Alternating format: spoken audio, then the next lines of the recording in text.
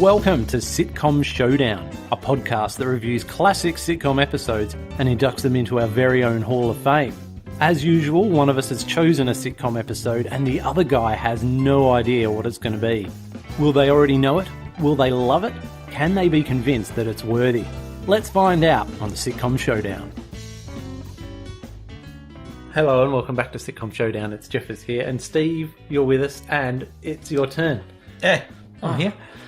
And it is my turn. Yep.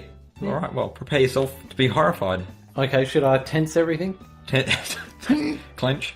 Because I'm going to get out the Master of Darkness, Garth Marenghi. Oh! Okay. Yep. No, I know you love this show. I do love this show. Yeah. I'm putting my best foot forward. Okay. I've got exhaustive notes. All right, well, this episode's called the Apes of Wrath. You've described this one to me before. Okay, it's ringing a bell. Yeah. This is episode 4, and there was only one series of Garth Marenghi's Darkplace. Okay. Okay, I'll give you a description of the sitcom, and I should give a nod to Wikipedia here because I did basically lift a lot of this out of Wikipedia because I read it and I thought there's no way I could possibly do a better job than whoever did that. Absolutely, fair enough. Congratulations. So this is a British horror parody television series.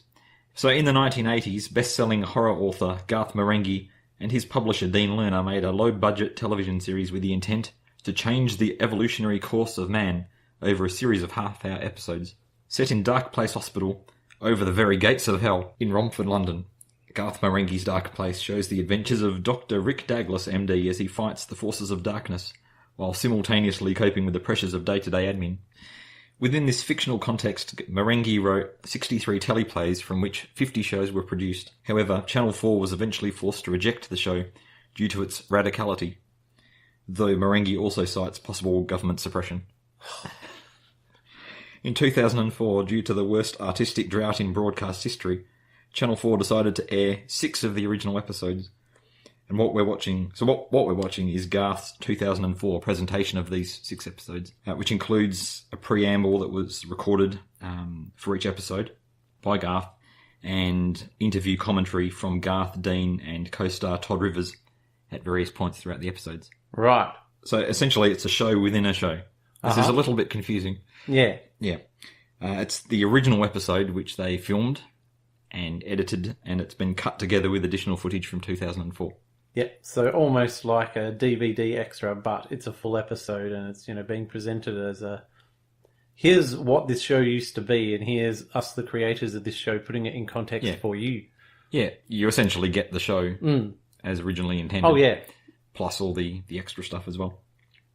So this was on the Channel 4 network in the UK, and as we've already said, it ran for 1 season in 2004. The series did have a spin-off, the spoof chat show Man to Man with Dean Lerner. So Dean's one of the characters we just mentioned. And Dean's first guest on this show was Garth Marenghi. Uh-huh. Mm-hmm. Famous stars and other interesting background. Well, Matthew Holness plays Garth Marenghi, who in turn plays Dr. Rick Douglas. All right. Garth is a horror writer and actor. He played Rick Douglas. And Rick is a character who was a warlock, but turned into a doctor. So he's kind of the opposite of Doctor Strange. Okay. Yeah, and who plays him again, even though you just told me? Yeah, Matthew Holness. Okay, right. Yep. So Matthew Holness, just to summarise, is an actual real human being. He is a real human being. He's playing someone who was then playing someone else. Yes. Yeah, I'm with you. Correct. Okay, you're with me so far. Yeah. So this is Matthew's biggest role. He was part of this group of people who we're about to talk about. Yep. But he didn't follow the same trajectory that they were on in terms of television. And there were some issues, and it's known that he played Bob Fossell in The Mighty Boosh and was the first choice for the role. However, contractual limitations between Channel 4 and the BBC saw someone else take that role in the Mighty Boosh. Okay. So he couldn't do that. So it might have been something like that prevented him from going on further. That or lack of talent. Who knows? No, steady on. So he wrote the character of Garth Marenghi. Yep. And in 2000, Garth Marenghi's Fright Night, which was a stage show written by Matthew Holness and Richard Ayoade, was nominated for the Perrier Award at the Edinburgh Fringe. Oh, there we go. Similar to Count Arthur, this character started life on the stage. And the sequel to Fright Night, Netherhead, won the Perrier Award the following year. Oh. So Richard Ayoade plays Dean Lerner, Garth's publisher, who in turn plays Thornton Reed in the show, a hospital administrator who bears a trademark shotgun and answers to unseen hospital boss Wonton. But it's good to see Richard in a role as an alpha male, I think, Jeff. Ah, okay. All right, I shall concentrate on that. Yes. Richard, of course, has gone on to much bigger things like the IT Crowd, and Travel Man's one of our favourites. Yep. He's multi-talented. He co-wrote Garth Marenghi's Darkplace, and he directed this episode. Right. As well. Matt Berry plays Todd Rivers, an actor who in turn plays Dr. Lucien Sanchez, who is improbably handsome with the disconcerting habit of losing lip sync. Matt Berry's also appeared in the IT Crowd, Toast of London, and others.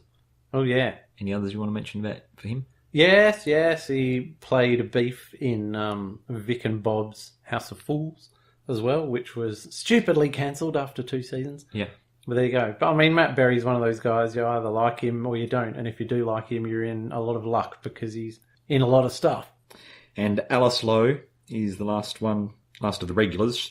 She plays Madeline Wool, an actress who plays Dr. Liz Asher, a stereotypical fluffy blonde with occasional psychic powers, which are sometimes exacerbated by PMS. Alice has worked a lot and still working, including 12 episodes of Horrible Histories, an episode of the IT Crowd, an episode of Black Books, and she played, this is quite an interesting coincidence, she played a character called Monkey in an episode of The Mighty Boosh.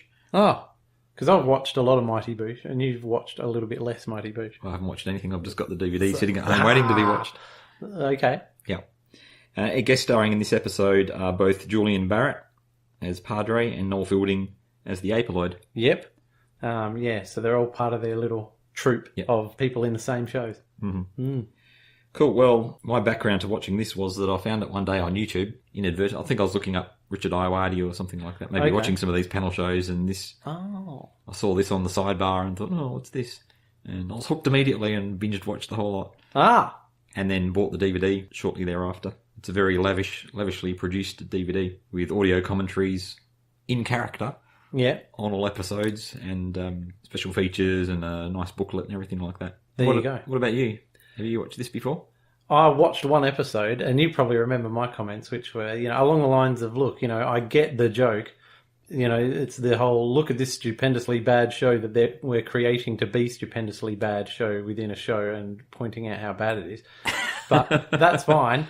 But after 5 minutes, I've got the joke. What else is there? And then so that's pretty much it. And then I just thought, oh, crikey. So after about 20 minutes or so, I thought, I'm not going to watch this to the end because I gave it a fair shake. Anyway, yeah, so I'm going in with a negative attitude, but I'm so willing to be convinced otherwise. Well, I'm ready to go. Going to give it my best shot. Because I like all the people in it. Yeah. And I've liked all the other shows they've done. Yeah. So what's going wrong on? with you? Precisely. Okay. We'll go and watch it and then come back shortly. Okie dokie, let's go.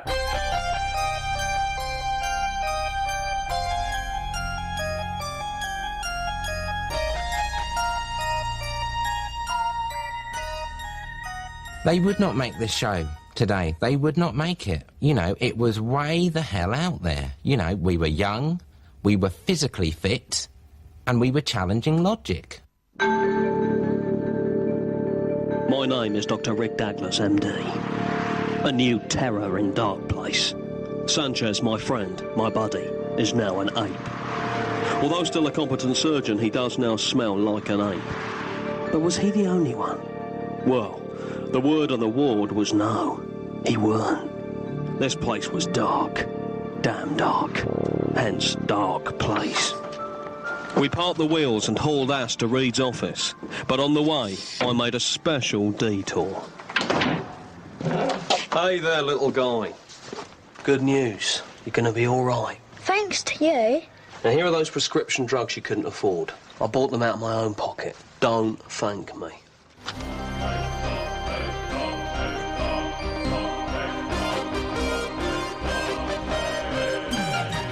We're back. Let's start with a synopsis of what we just saw, Jeff. Okay, yes. Let's go. So, Rick comes into what I presume is like a staff locker room or something like that. And Sanchez he's fallen asleep on the couch and he's doing a nice bit of crotch framing. I don't know if you caught that or not. Anyway, that says something about his character. So Rick chastises him for falling asleep on the job and tells him that he needs him out on the kiddies ward ASAP because it's hell out there, and he's come in to grab a teddy bear out of a locker to take off to the kiddies ward, because that's the kind of guy he is. So he leaves the room, and Sanchez gets up, and he's complaining about his head feeling really bad, so he grabs a drink of water, yum, yum, yum, from the dispenser, without noticing that it's bright green. He immediately turns into Homo erectus, an ape. And Rick comes back in, just after this has happened, and he says, Sanj? And Rick drops this teddy bear on the ground, and there's this classic sound effect. I don't know if you can drop that sound effect in here, Jeff, so... I'll give it a go. I'll give it a go. All right, good on you.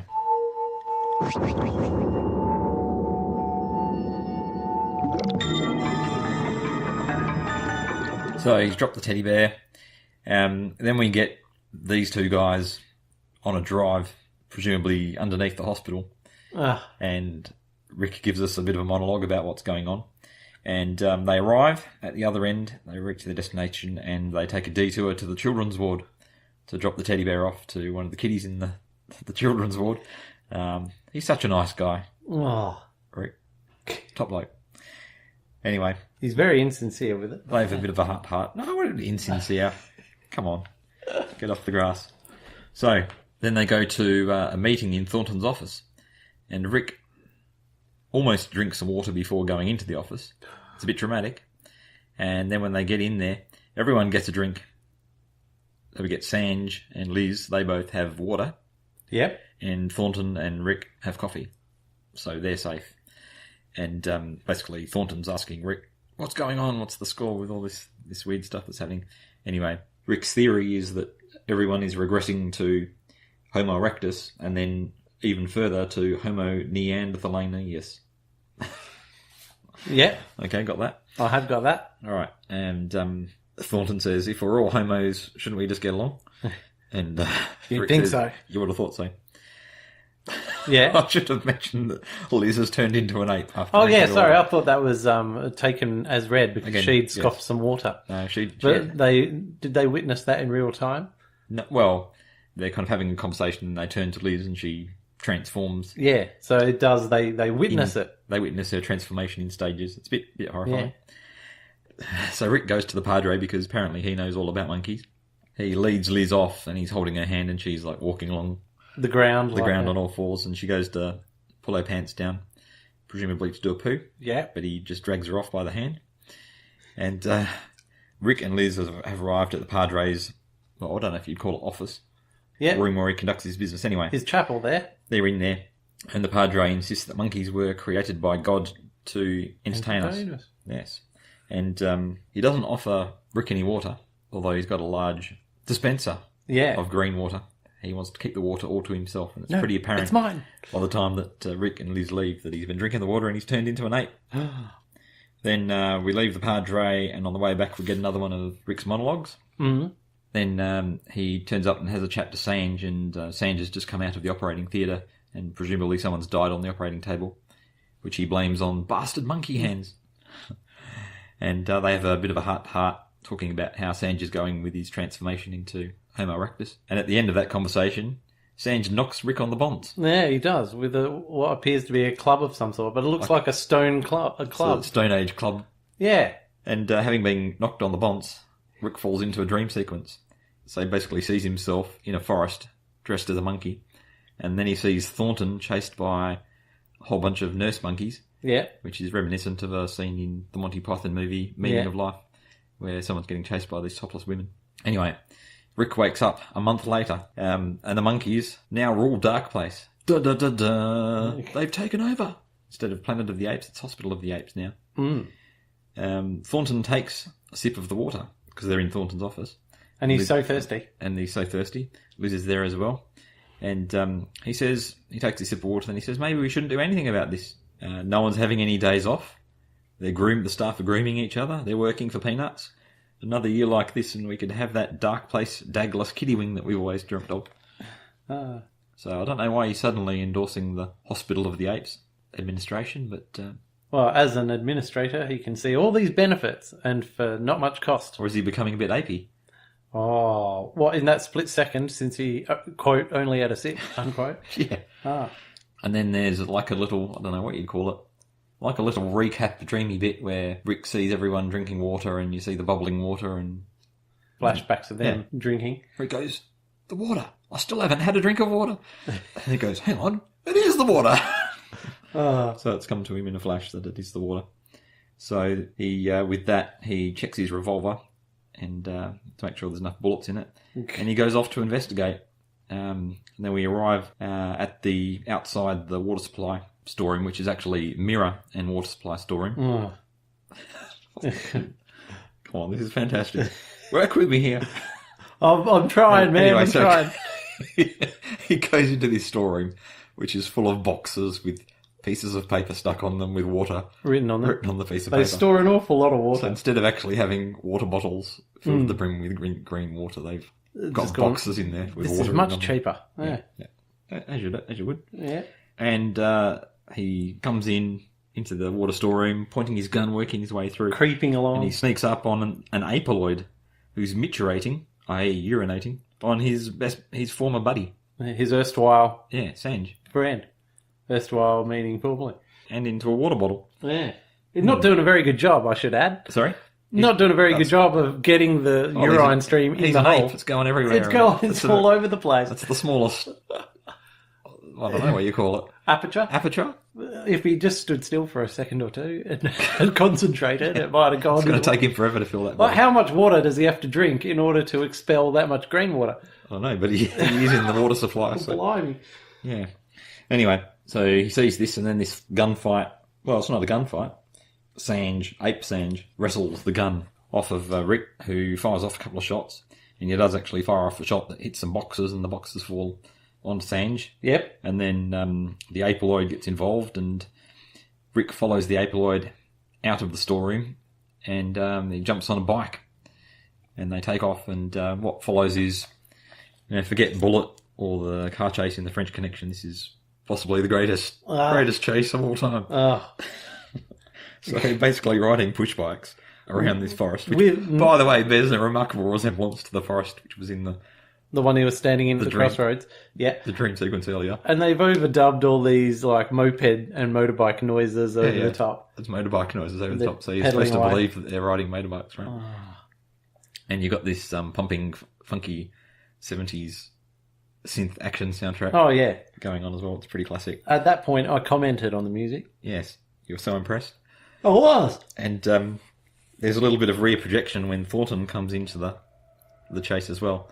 So they're both just frantically riding their bikes on stationary things with scenery going behind them, which is really funny. Thornton stacks it though, and so he leaves the chase, and the chase ensues on foot. And they make their way through some playground equipment, which I said was a bit like a Ninja Warrior course. Totally was. And then Rick follows the guy, the apoloid, and they smash into some water boxes, which are out in the middle of the field for some bizarre reason. Yep. Rick punches him out, and he's caught the bad guy. The bad ape. Yeah, the bad ape. Then back in Thornton's office, everything's been resolved. Rick came up with an antidote, which has been administered to everyone, and they've all turned back into Homo sapiens. Thank goodness for that. Yeah, thank goodness for that.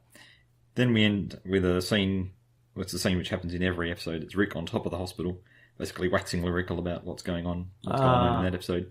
So he says, each man must acknowledge his beast, but not let it master him. Yeah. With, Kung Fu Wisdom. It's the best set, I thought, that one. Yeah. The rooftop set. There you go. So that's a summary of what went on there. What happened in this episode. Yeah. Shall I list the many reasons why I think this is worthy of entry into the Sitcom Showdown Hall of Fame? Yes, please do. All right. So there's so many things to talk about, Jeff. Let's start with the name, the Apes of Wrath. I first thought this was a very witty allusion to John Steinbeck's Grapes of Wrath. But in the audio commentary, Garth says no, that wasn't his intention at all. And he thinks it's a much better title than Grapes of Wrath, which doesn't make any sense because grapes can't get angry, unlike apes. Right? Yep. I'm moving on to the plot. Now, as you know, I normally hate plot holes. Oh, okay, yeah. And I've marked sitcoms down for this in the past, but I find this plot completely hilarious. So I'm going to run through a few things. No one notices that the water in the dispensers throughout the hospital is bright green. Let's start there. Yeah. Except when it's not, and you'll spot at least one occasion where the water in the hospital isn't green. That's a deliberate continuity mistake. I see. So no one's noticed it. Not the people bringing it up from the water and mirror supply cupboard. Yeah. Or the people drinking it. Seems a bit strange. It does seem a bit strange. And none of them were clued in by the weird bubbly sound, which appears any time someone drinks it. It takes a hospital full of doctors who are trained to fight infection over a month to discover the source of what's going on. It's just hilarious. Rick spends a month unconscious on the floor of Thornton's office. What? He would have been dead. No one attempts to move him or put him on a gurney or transfer him to a room and give him some fluids or any of those hospital-y things. In the meantime, the hospital continues to operate under the management of Apes. Walking around with machine guns. And apparently it's providing at least a similar level of service to the way it was operating before. In fact, Thornton argues that with the Apes it might be running better than it was before. Yeah, So having spent this month unconscious on the floor of the office and not having anything to eat or drink... Or go to the toilet. He immediately jumps up, pulls out his revolver, and engages in this prolonged action sequence, which goes for about 40 minutes or something like that. Oh. Yeah, so they're just some of my favourite implausibilities that were in the script. Yeah. Character. The characters are all taking their roles in production really seriously and think it's genuinely good stuff. We were way the hell out there. Yeah. One of Thornton's comments. Which is necessary in order for us to find their ineptitude funny. So we're not just laughing at the show that they made, which is absolutely terrible. We're laughing at them thinking that it's great. Yeah, and they take themselves so seriously. And they do. Garth thinks he's written some kind of a sci-fi horror masterpiece, despite the incoherency and the implausibility that we've already discussed. Oh, yeah. And self-indulgently, he's given his own character these two monologues in this car, a visit to a kiddie wing to make himself look good, this long action sequence, which we talked about with the gunplay and the posing and the kung fu, and the bikes and the obstacles. And let's not forget the rooftop scene at the end where he dispenses some wisdom to us. It goes beyond self-serving. It's, oh, man. Yeah. Dean Lerner, he acknowledges that he's not an actor. And as we've already said, he's so bad that he makes Garth, Todd and Madeline look really good. He's that bad. But what he lacks in acting skill, he makes up for in machismo, Jeff. Oh. Chewing on a cigar, toting a shotgun at every possible opportunity. In fact, there's more guns in this hospital than any other hospital in existence. Oh, yeah, and in more than most episodes of The Bill, I'd suggest. Yeah. Oh, yeah. And he throws out vaguely threatening comments at his staff, like some kind of hard-bitten police chief. Oh. For example, here's one from this episode. Come on, you two queers. We need to lick this problem before it turns around and slaps us in the nuts. We need data. Liz, fill these boys in, if you pardon the expression. He's always coming out with these things. So it's homophobic, it's sexist, and he's mixing his genitalia metaphors. Classic, in other words. He's portraying a character which he thinks the ladies will find irresistible. Right. I think. And when we say he, you're talking about not Thornton, who's the character that's being played. Talking about Dean Lerner. By Dean Lerner, who Richard Ayoade is playing. So this Dean Lerner... The publisher of... Yes, the publisher, non-actor, is playing this guy. Yeah. You get the impression that he's got into showbiz to see, not because he's an artistic sort, but the ladies might find it irresistible. He's got a remarkable bar set up on his desk. There's supposed to be this tense scene where Thornton's about to drink this contaminated water, but he spends so long using his tongs to put ice in the glass, and then adding some soda water, and then putting a cocktail umbrella and a swizzle stick in it. The tension completely fizzles out of it. Oh, well, I've got that in my notes. You've got that in your notes. Because he's so thirsty, and normally he'd have something more elaborate. So he goes, I'm so thirsty, I've got to have something now, and it'll just be the basics. Let's have some water. And like you left out some steps there. Okay. So he bungs in some ice, then he bungs in the soda water, then some sparkly bits, and a swizzle stick, and a slice of lemon, and then puts the umbrella in. Or he puts a slice of lemon in last. And he actually poured the green water in there as well. Yeah, and oh, man. Todd, he's worried about his looks, and he comments in the interview footage that he thought the ape makeup might look a bit naff when he rewatched it on VHS, but no, it stands the test of time. Oh. He's a B-grade actor who takes himself way too seriously. He says in one of the interview bits, it wasn't difficult for me to get into character. I mean, I know the beast in me. I've been drunk with him for 15 years. So it was home from home, you might say. But that comment about the makeup still being good and not being naff. I mean, you do hear Doctor Who actors saying things like this all the time. Oh, yeah, they do. And they'll say, oh, you know, people always talk about the wobbly sets. But there was only like one story in the history of Doctor Who where the sets wobbled. I'm thinking, how many stories have you watched? Yeah. I've watched them over and over, and there's sets wobbling all over the shop. And no, the stuff doesn't hold up. What are you talking about? Yeah. Anyway, yeah. Not when Peter Davison and his crew were doing the audio commentaries. Oh, They're pretty merciless. yeah. In 2004, Madeline was missing, presumed dead somewhere in the Eastern Bloc, so she didn't make any of these post-production contributions, unlike the guys. At the end of the episode, the others pay tribute to her. Yeah. Well, more like backhanded compliments. Yeah. So do you want to comment on any of that stuff before I move on to my riveting conclusion? All the lines that I thought were witty and entertaining were coming through in the interviews. That's where you get a sense of character, so that anything that's actually happening on the show, you know they're deliberately trying to be bad, and so then that sets up whenever there's a given situation, you sort of know they've only got one option to do something.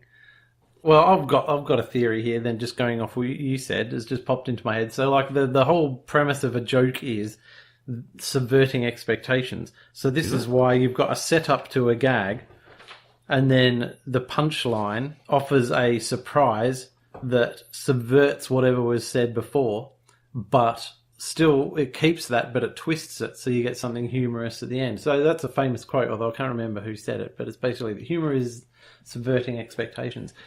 Okay, let's just take that as read.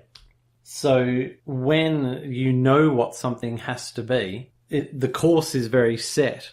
So what's not set is how the characters are talking about the making of Darkplace. But within that show of Darkplace, there's only one way it can go. I mean, you can have things done in a certain way, but the whole point of that is this is going to be a bad show. So everything they try to do is going to be as bad as possible. When you say it can only go one way, you don't mean the plot. I don't mean the plot. I mean the way it's produced. And so most of the humour comes from, oh, look at that. That's incredibly bad. Ha, ha, ha. So if you know that's going to happen, there's no subversion of expectations. And so, like I mentioned before, you sort of find it predictable. Now, you don't know what it's going to be. Does it follow that the jokes are predictable, though? You don't know what it's going to be. Are you saying that the only jokes in this are the joke that it's a bad production? No. The only jokes are what's being said in the interviews. Because everything that happens within the original production of Darkplace, as opposed to the repackaging of it, you know they've set out to make that as bad as possible. So, like, they'll go from a bad set to a bad set, or a car chase with drapes in the back or something like that. Whatever they cut to is going to be bad. It's basically black curtains. Yeah, black curtains, right? Someone's pushing the car. But then you know... the fan going. Yeah, you know that's coming. And so I guess by the time you get to episode 6, you sort of, like, you know whatever they do has to be bad. They can't subvert that. So, yeah. But, I mean, that's where I stand on it. So I think the most humour comes from when they're doing the interviews. Let me give you my conclusion, and then you can pronounce the verdict on it.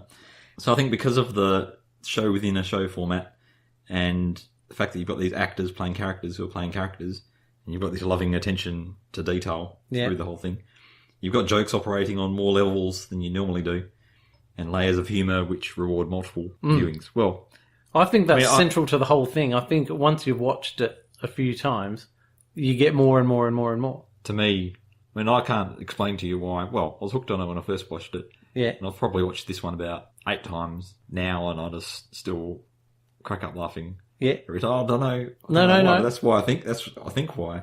Yeah. I find it so much fun. It fills me with happiness. That's my final comment. All right. Okay. No, I totally get that. Is you find something and then you just connect with it instantly and deeply, and then it's such a joy to find something, and then you'll watch the whole lot and you go, that was great. Why didn't they do more of that? And so I totally understand what that's like to find something, and it just connects with you. And then you can try and intellectualize it, as we're doing here, and trying to figure out, why does this appeal to me so much? And I reckon this is the best thing since sliced bread, one thinks to oneself. So how can that other person not understand it and not get it on the same level I'm getting it? Is what I would be saying to myself if it was a show that I thought was brilliant, and I present it to you and you go, man... Well, I do have a couple of theories. Ticking my boxes. Yeah, hit me with the theory. Well, firstly, it is a show... Let's say 70% of what we're watching is a show which was made to be terrible. That's right. So if you don't find the if you can't find the appeal in the terrible bits, in the terrible 70%, in the terribleness of what you're supposed to find, then it's just terrible. Yeah. And I don't think a lot of people can maybe get beyond that point. Also, the show within a show thing, as I've thought about it more, preparing these notes, it becomes fairly. There's a fair bit going on.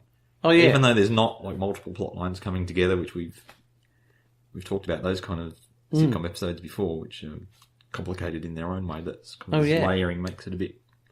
No, it's a bit complicated. No, and I get the depth and the richness there and the effort, and as you say, the attention to detail. You have to put that in. So let's take something like The Office, which is brilliantly observed. These human traits that people have, right? And they bring it out in a way that you go, God, that's brilliantly observed. And so this is what they're doing with Darkplace, like the way they're observing people like, I don't know, Stephen King or whoever, or just, low rent actors and producers who do this stuff. That is brilliantly observed, which is why I like the interview bits. Mm-hmm. And on top of that, they've also got to make a TV show which has to have so much effort put into it to get those in details to make sure it's bad. Mm. Just the sheer amount of effort that's gone into this and their attention to detail. I totally appreciate all of that and I understand it and I go, yeah, I can see what they've done there. But as you say, if they're making sure that 70% of their show is intentionally awful, it doesn't take away from the fact that 70% of the show is intentionally awful. And it's just how much you appreciate the effort that's gone there.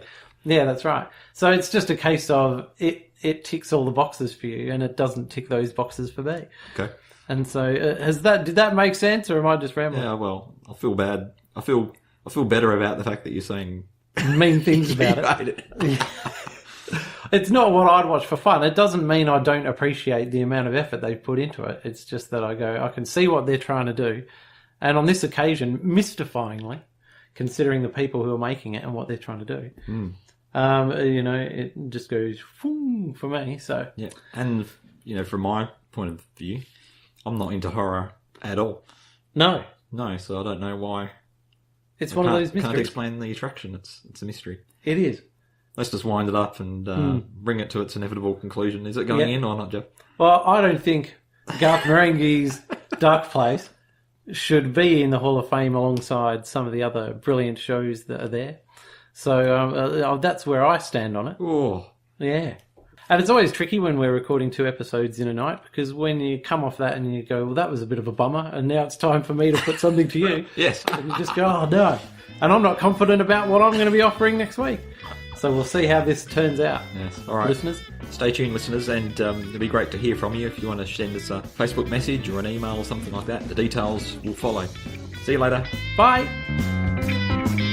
Join us next time on Sitcom Showdown when we'll be putting another 5-star episode under the microscope.